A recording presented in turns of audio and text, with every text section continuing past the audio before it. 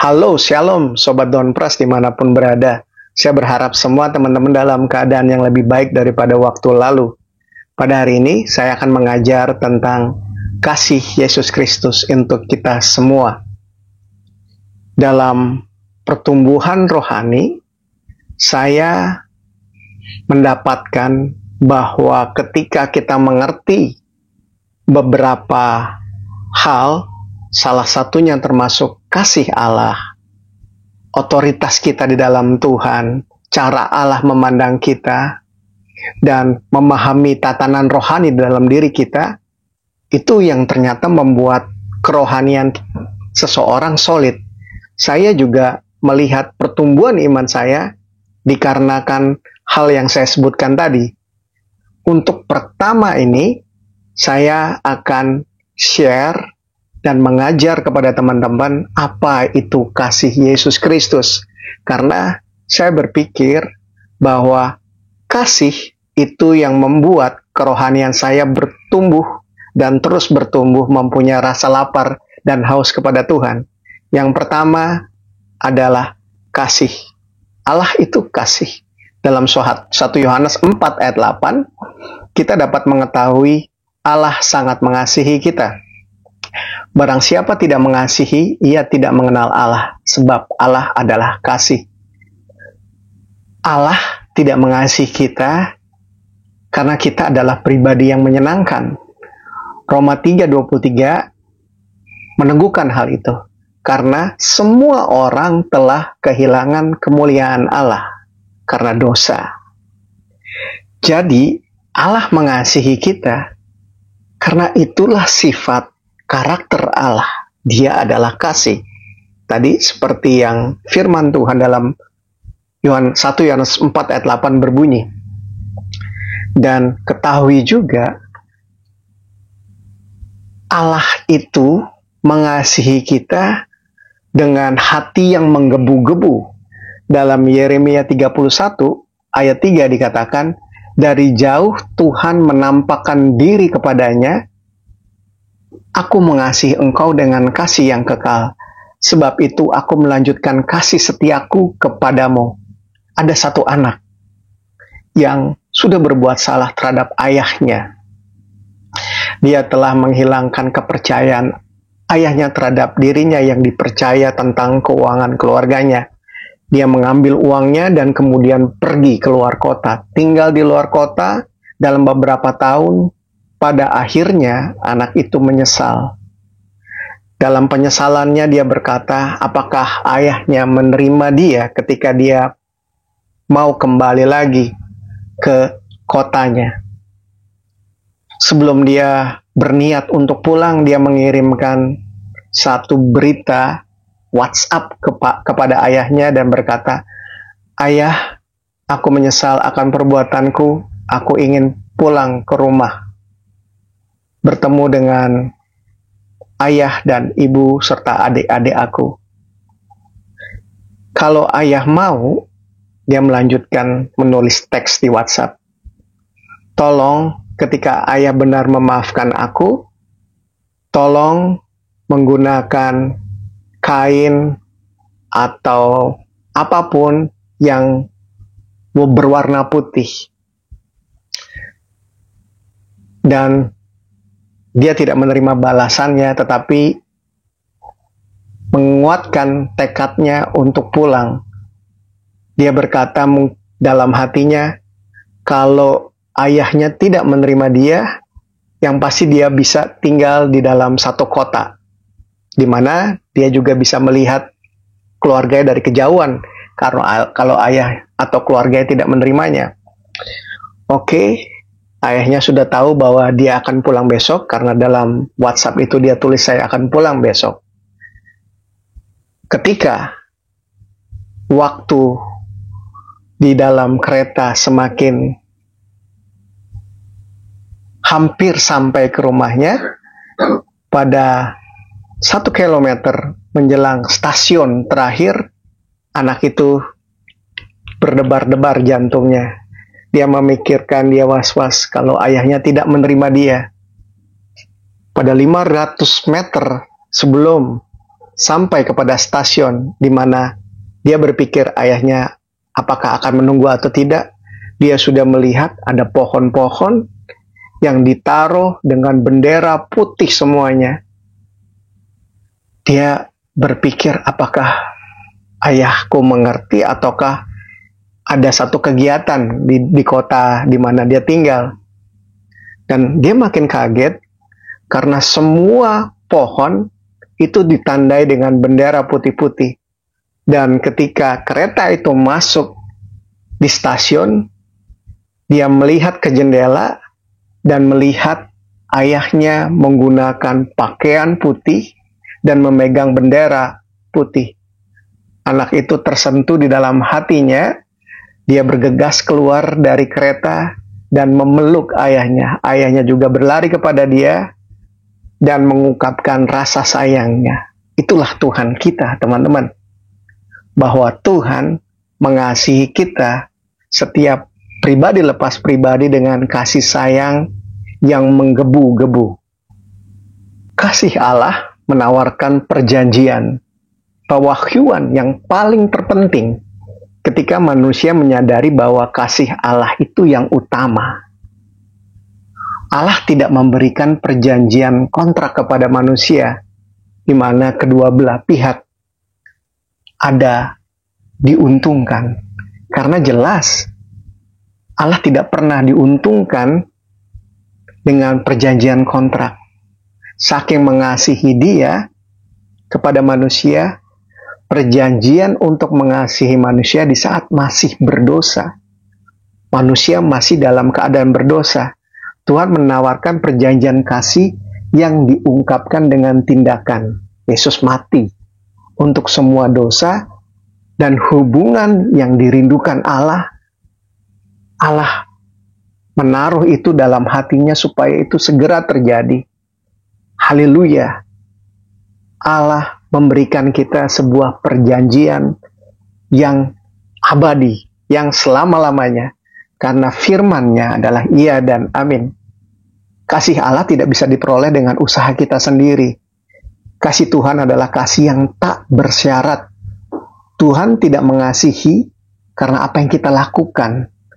Tuhan tidak berhenti untuk mengasihi kita.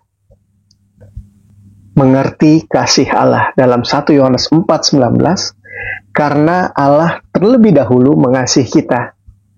Allah memberikan pembenaran diri dan kekudusan kita ketika sudah kita semua menjadi percaya kepada Yesus. Dalam Efesius 4:24 dikatakan, dan mengenakan manusia baru yang telah diciptakan menurut kehendak Allah di dalam kebenaran dan kekudusan sesungguhnya. Jadi kita tahu bahwa kita disayang Tuhan, diurapi Tuhan, diperkenankan Tuhan selama-lamanya. Karena tadi seperti yang saya bahas, bahwa perjanjian Tuhan dan manusia adalah perjanjian yang abadi. Tinggal manusia sekarang meresponi kasih itu. Karena soal meresponi apa yang Tuhan sudah berikan dan nyatakan melalui kasih dan pengorbanan anaknya adalah respon kita pribadi, teman-teman.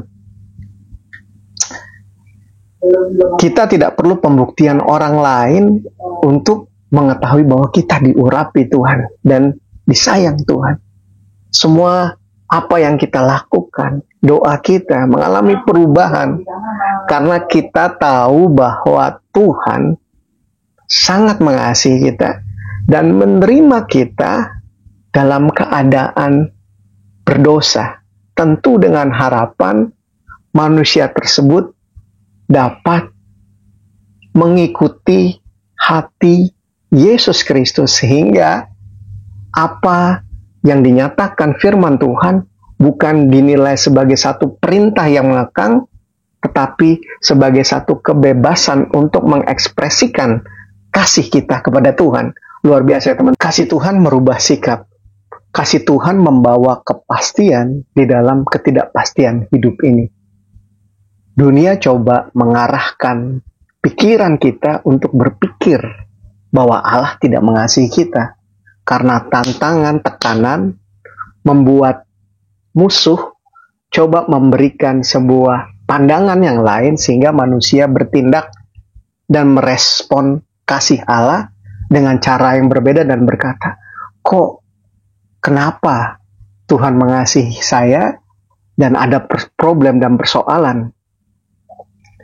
Tetapi ketika kita menyadari sekarang, ketika Bapak Ibu nonton video ini dan menyadari Allah itu kasih, Dia membuktikan kasihnya dengan tindakan, sehingga kita yang harusnya binasa menerima pengampunan atas segala kesalahan dan dosa-dosa kita.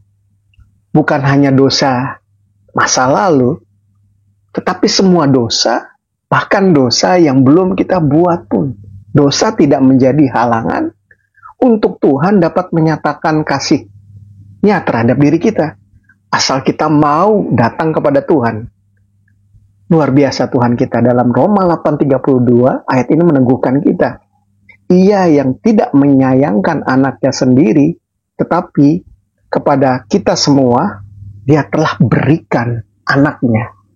Jadi, pemikiran Bapak Ibu Saudara tahu bahwa problem di dunia ini bukan membuat kita menjadi tidak percaya akan kasih Allah atau meragukan kasih Allah. Justru kita dikuatkan dengan kasih itu untuk dapat bersama-sama dengan Dia menjadi pemenang dalam kehidupan ini. Kasih Allah membawa juga hubungan yang baru. Doa kita pasti berbeda.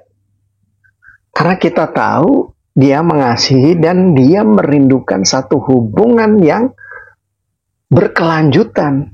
Dan bukan hanya di satu gereja, tetapi dimanapun Dia rindu untuk berkomunikasi. Doa bukan hanya memberikan list panjang pengharapan kita, tapi doa adalah ungkapan kita, terima kasih kita dalam segala keadaan suka dan duka. Kasih-Nya menyanggupkan kita untuk dapat melakukan firman-Nya. Karena terlebih dahulu Dia telah mengasihi kita. Dan satu kebanggaan buat kita di tengah dunia yang berjalan kepada kehancuran, kita tetap teguh. Tahu bahwa kasih-Nya sangat besar, lebih besar dari persoalan, problem kita. Karena kasih itu yang memampukan kita. Ketika kita bisa merubah mindset seperti ini, maka di setiap saat kasih Tuhan akan bisa kita alami. Kasih dan warisan rohani. Tuhan tidak membiarkan anak-anaknya hidup tanpa kasih, kuat, kuasa penyertaan-Nya. Karena Tuhan telah memberikan warisan rohani, yaitu kepenuhan Allah di dalam diri kita. Kita lantas berpikir, warisan itu kita terima ketika kita nanti di surga. Ingatlah, warisan diberikan ketika orangnya masih ada, kita masih ada. Warisan kita terima karena Yesus mati buat kita. Allah memberikan kasih itu karena ada pengorbanan. Jadi warisan rohani kita ada sekarang buat hidup kita, yaitu kepenuhan Tuhan. Efesus 3 ayat 16-19. Aku berdoa supaya Ia menurut kekayaan kemuliaan-Nya menguatkan dan meneguhkan kamu oleh roh-Nya di dalam batinmu, sehingga oleh imanmu Kristus diam di dalam hatimu dan kamu berakar serta berdasar di dalam kasih. Aku berdoa supaya kamu bersama-sama dengan segala orang kudus dapat memahami betapa lebarnya dan panjangnya dan tingginya dan dalamnya kasih Yesus Kristus itu. Luar biasa. Kita tahu sekarang bahwa Allah tidak pernah punya pikiran yang jelek sedikit pun tentang manusia, tentang pribadi kita. Allah menginginkan kita selalu berhasil, sehat, dan bahagia.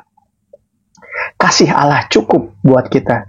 Kekuatan kasih Allah itu memampukan kita, memberi pengertian bahwa kasih Allah itu bergerak untuk semua aspek kehidupan kita, dalam keuangan, dalam masa depan, dalam hubungan rumah tangga, dalam masa depan anak-anak, dalam semua hal yang baik dan harapan yang indah yang manusia selalu inginkan. Ketika iblis datang membisiki kita dengan keadaan yang berbeda atau perkataan emosi negatif dan segala hal yang jelek, kita akan dapat berkata, kasih Allah cukup. Karena kekuatan kasih-Nya itu melimpahkan semua kuasa, urapan Tuhan, kemampuan supernatural Tuhan, buah roh, kepenuhan Tuhan ada di dalam diri kita untuk kita gunakan untuk dapat meraih kemenangan firman Tuhan di dalam hidup ini. Kasih Allah dan melayani. Ketika kita tahu betapa Allah sangat mengasihi kita, dalam Matius juga dikatakan hukum yang utama dan terutama yang pertama, kasihi Allahmu dengan segala kekuatanmu. Yang kedua, kasihilah sesamamu sama seperti engkau mengasihi dirimu sendiri. Jadi salah satu ekspresi kasih kita kepada Tuhan adalah dengan melayani Tuhan. Di dalam setiap apa yang kita lakukan, di dalam gereja kita melayani Tuhan, dalam rumah, dalam sekolah kita memberikan yang terbaik, kita menyatakan kasih Tuhan di dalam hidup dan keseharian kita. Nah teman-teman, saya berharap teman-teman dapat mengerti bahwa tidak ada satupun kasih seperti Yesus Kristus yang telah memberikan semuanya buat kita supaya hidup kita di dunia ini dapat menyalurkan kasih Yesus Kristus yang ajaib itu. Tuhan Yesus memberkati. Sampai ketemu pada video minggu depan. God bless you.